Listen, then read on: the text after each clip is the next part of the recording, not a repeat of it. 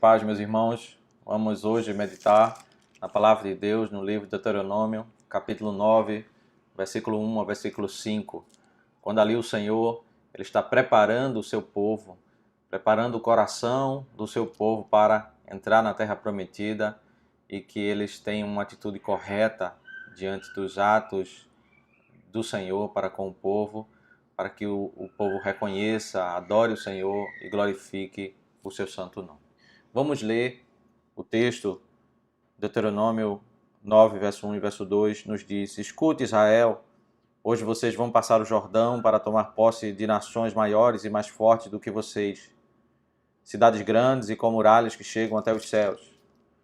Um povo grande e alto, filhos dos Anaquins, que vocês conhecem, de quem vocês já ouviram dizer: quem poderá resistir aos filhos de Anak?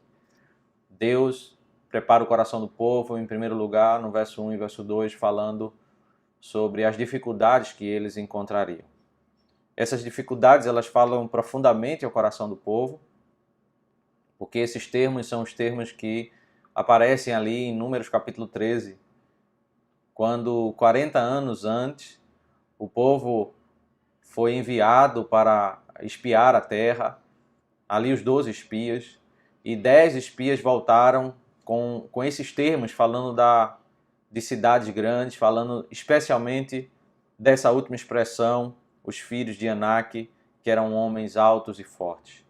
Essa frase que é dita, quem poderá resistir aos filhos de Anak, é uma frase que tem raízes lá em Números capítulo 13, na reação daqueles espias incrédulos, quando eles olham a dificuldade, cidades fortificadas, eles olham todo o problema que eles têm adiante para entrar na terra e eles recuam, e por isso eles são punidos, porque eles não confiam no Senhor, eles não prosseguem naquilo que o Senhor havia determinado. O Senhor, quando está prestes a abençoar o povo e conduzir o povo para a terra, a primeira coisa que o Senhor está dizendo aqui é que de fato o problema existe. Não adianta eles negarem essa realidade de que aqueles homens são fortes, de que as cidades são fortificadas, porque o Senhor quer estabelecer muito claro na mente deles é que eles não podem conquistar a terra pelas próprias forças. E na realidade há dois erros na vida de Israel em Números capítulo 13 e capítulo 14, é que se há o elemento da covardia no capítulo 13, em que eles não confiam no Senhor, no poder do Senhor, e eles não querem ir para a guerra. Em Números capítulo 14, depois que Deus anunciou o juízo, de que eles seriam punidos, de que Deus iria visitar eles com juízo, que eles não entrariam na terra, no final do capítulo 14 diz que eles tentaram, pelas suas próprias forças, entrar na terra, e eles foram derrotados. Eles deveriam entender o problema que estava diante deles e que eles não poderiam superar esse problema pelas próprias forças. Eles não poderiam nem caminhar para a covardia e nem caminhar para a autossuficiência, porque eles tinham que entender que eles dependiam do Senhor. E aí o verso 3, ele nos ensina a verdade de que é somente o Senhor que pode nos fazer superar os problemas que nós enfrentamos e que o povo de Israel enfrentava naqueles dias. O verso 3 diz: Saibam, pois, hoje que o Senhor, seu Deus, é que vai adiante de vocês, Ele é fogo que consome, Ele os destruirá e os subjugará diante de vocês. Assim vocês os expulsarão e depressa os farão desaparecer, como o Senhor prometeu a vocês. O Senhor deixa muito claro de que eles serão vitoriosos nessa batalha contra esses homens fortes, de cidades fortificadas, mas é porque o Senhor iria adiante deles como fogo que consome. O Senhor seria aquele que causaria a vitória.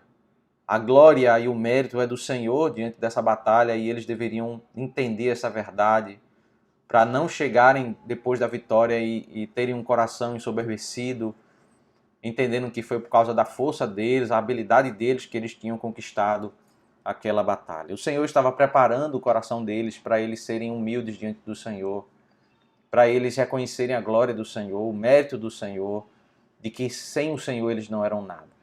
O Senhor estava preparando o coração deles para adorarem corretamente o Senhor. E aí em seguida o Senhor começa a tratar mais detalhadamente sobre alguns erros que poderiam surgir na mente deles além desse entendimento de que o poder vem do Senhor, eles poderiam cair em outros erros, além de entenderem essa verdade de que o poder vem do Senhor. Eles poderiam começar a argumentar por que o Senhor ele derramou poder contra os inimigos do Senhor, qual foi o motivo, o que moveu o Senhor a derramar esse poder contra os inimigos. Alguns poderiam imaginar e afirmar que é porque eles eram bons, é porque as boas obras deles fez com que o Senhor fosse aos inimigos e destruísse os inimigos, ou qualquer outro motivo que estava contrário àquilo que é a verdade estabelecida pelo Senhor. Por isso, o verso 4 e o verso 5 trabalha sobre as causas. O que é que eles deveriam entender? O verso 4 diz: quando, pois, o Senhor, seu Deus, tiver expulsado essas nações de diante de vocês, não fiquem pensando, é por causa da nossa justiça que o Senhor nos trouxe a esta terra para que tomemos posse dela. O primeiro conceito que deve ser tirado da mente deles é que não é por causa do mérito, não é por causa da bondade, não é por qualquer coisa que eles tivessem feito que moveu o Senhor a fazer isso, não é pela justiça deles, pelo mérito deles.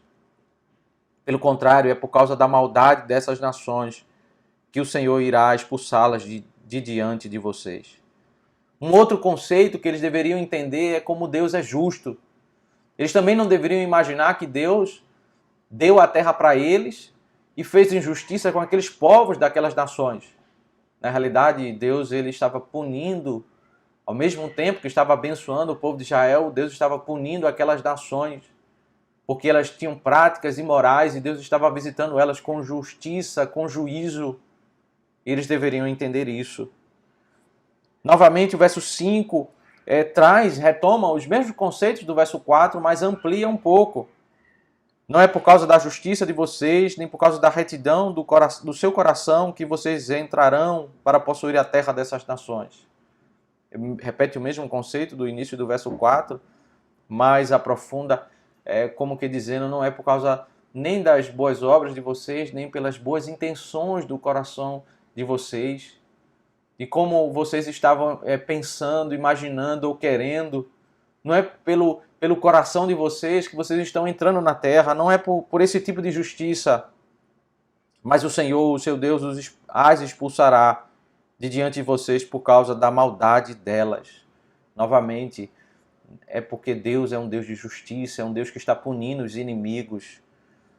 Por fim, ele acrescenta um terceiro motivo, e também para confirmar a palavra que o Senhor, o seu Deus, jurou aos seus pais, Abraão, Isaque e Jacó. E aí o Senhor relembra a palavra do juramento. E aqui nós temos tanto o conceito da soberania de Deus, que é aquele que decreta todas as coisas, aquele que determinou abençoar Israel, e também o conceito da graça. Deus decidiu graciosamente abençoar o povo de Israel, e por isso agora ele vai cumprir a sua promessa. O seu decreto soberano ele vai cumprir, abençoando a nação de Israel, a promessa que ele fez a Abraão, Isaque e Jacó.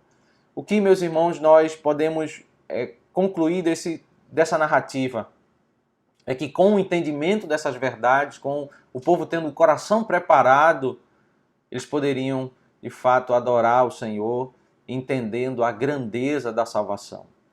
A invasão à terra de Canaã, ela ilustra a obra de salvação, e do mesmo modo como Israel não tinha condições, pelas suas próprias forças, de entrar na terra, o ser humano ele não tem condições de conquistar a salvação. Assim como Israel olhava para gigantes e não tinha força, senão o poder do Senhor para derrotar, para ir à frente, para ser fogo que consome, assim no ser humano, cada um de nós não pode, pelas nossas próprias forças, pela bondade do nosso coração, nós irmos até o Senhor e sermos salvos pelas nossas próprias obras. O Senhor, ele nos salvou, ele nos trouxe vida eterna, não foi pelo nosso coração, não foi pelas nossas obras. O Senhor visita com juízo aqueles que não são visitados com salvação, aqueles que não são eleitos, o Senhor os visita pela sua justiça, porque Deus é um Deus justo.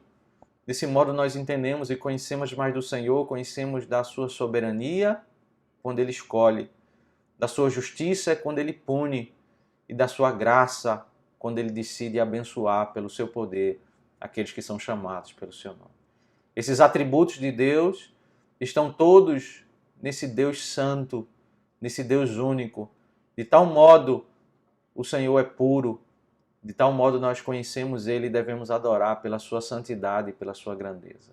Sermos gratos em nossos corações porque o Senhor, pela sua força e pelo seu poder, nos salvou, para compreendermos essas verdades e reconhecermos a glória do seu santo nome.